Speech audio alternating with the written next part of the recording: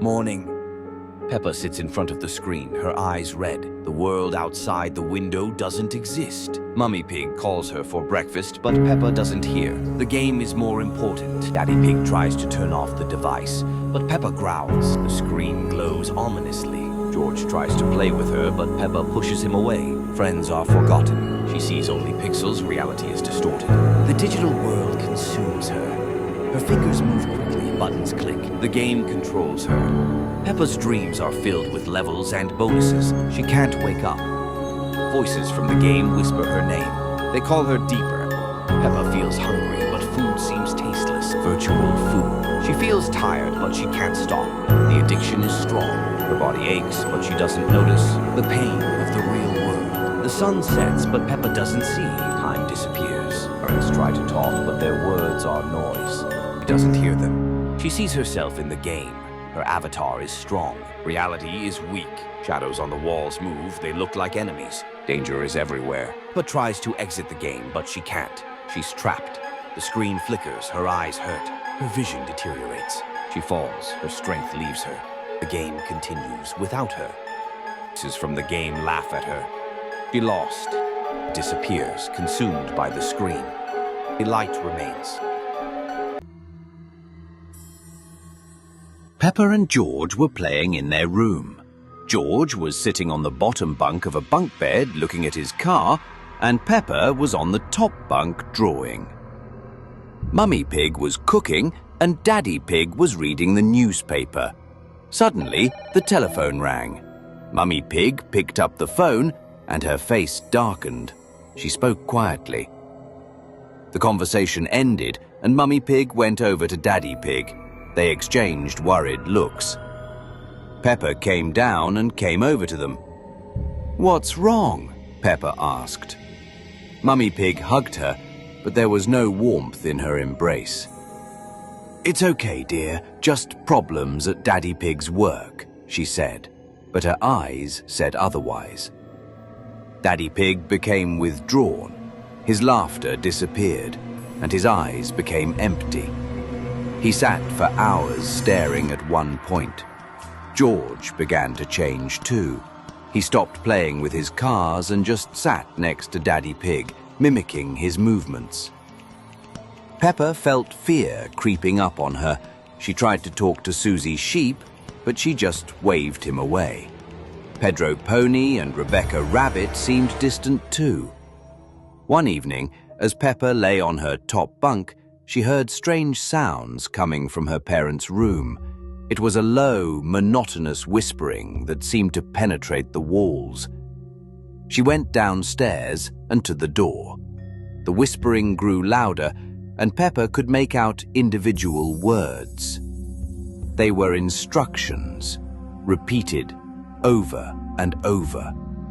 She couldn't understand the meaning, but she felt that it was something ominous. Suddenly, the whispering stopped. The door opened, and Mummy Pig stood there. Her eyes were wide, but there was no recognition in them. She just stared through Peppa. "Mummy?" Peppa whispered, but there was no answer. Mummy Pig walked past her, heading towards the kitchen. Peppa followed her. In the kitchen, Mummy Pig began rearranging the dishes in a strange, unnatural order. There was no emotion or thought in her eyes, just emptiness. Peppa turned around and saw Daddy Pig and George standing in the doorway. Their faces were as blank as Mummy's. They were looking at her but not seeing her. These were not her family. They were just shells without a soul. Peppa tried to run away, but her feet were rooted to the floor. Their empty eyes hypnotized her. She tried to scream, but no sound came out. She saw her hands begin to move as mechanically as Mummy Pig's, her eyes becoming just as blank. The last thing she saw was her own reflected look in George's eyes, as blank and lifeless as everyone else's. Peppa Pig's house continued to stand in the sun, but now it was filled not with laughter, but with silence, which was more terrible than any scream. An ordinary day at play school began with the usual noise and chatter. Peppa and her friends were drawing, laughing, and playing. Susie Sheep, as always, was nearby, sharing her pencils. Peppa was drawing her house, big and cozy, with bright windows and a smoking chimney. George, sitting at the next table, meticulously drew lines, creating his own masterpiece. Everything was as it should be, but Peppa suddenly felt a slight tingling at the back of her neck, as if someone invisible was watching her. She looked around but saw no one unusual, only the familiar faces of her friends and teacher. She attributed it to tiredness, but the unpleasant feeling didn't disappear. At home, Peppa noticed that her reflection in the mirror seemed somehow alien. It mimicked her movements, but the eyes in it appeared duller, and the smile strained. She blinked, and the reflection blinked back, but with a slight delay, as if reluctantly. Peppa ran her hand over her face, and the reflection did the same, but her hand in the mirror looked paler, almost transparent. It was strange and a little frightening. She tried to shake off this feeling, but it clung to her like invisible dust.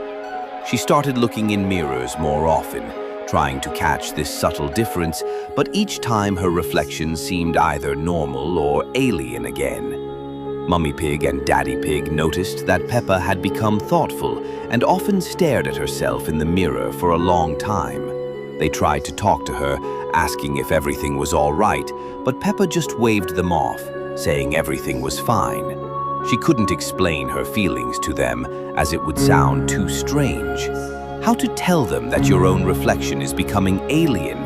They just exchanged worried glances, attributing it to age-related changes or simply a bad mood. But Peppa knew it wasn't true. She felt something changing inside her, and it was connected to what she saw in the mirror. Peppa began to avoid mirrors.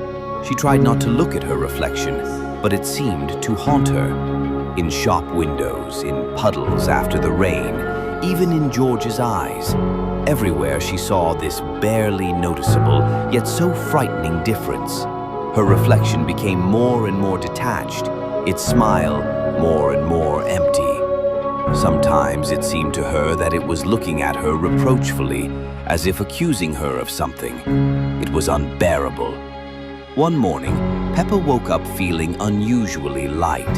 She approached the mirror and her heart froze. The reflection was perfect. Her eyes shone, her smile was sincere, and her movements were smooth and natural. But something was wrong. It wasn't her. It was what lived in the mirror, and now it had taken her place. She tried to scream, but only a quiet alien laugh escaped her throat. Her hands, once so familiar. The lost Peppa Pig episode that never aired. Peppa Pig's house was enveloped in an unusual silence. Gloomy shadows danced on the walls, creating ominous patterns. Peppa and George played in their room, where a bunk bed stood against the wall, George on the bottom, Peppa on top. Suddenly, a strange, distorted sound emanated from the old speakers. Mummy Pig and Daddy Pig froze, listening to the growing noise. The sound grew louder, penetrating every room of the house. The speakers began to glow with an eerie red light. Peppa and George felt an inexplicable fear. The speakers pulsed, emitting a piercing wail. The pig family watched the speakers in horror. Suddenly, the speakers exploded, leaving only silence. The pig family remained in shock, realizing what had happened. The silence was deafening, but now it seemed even more ominous.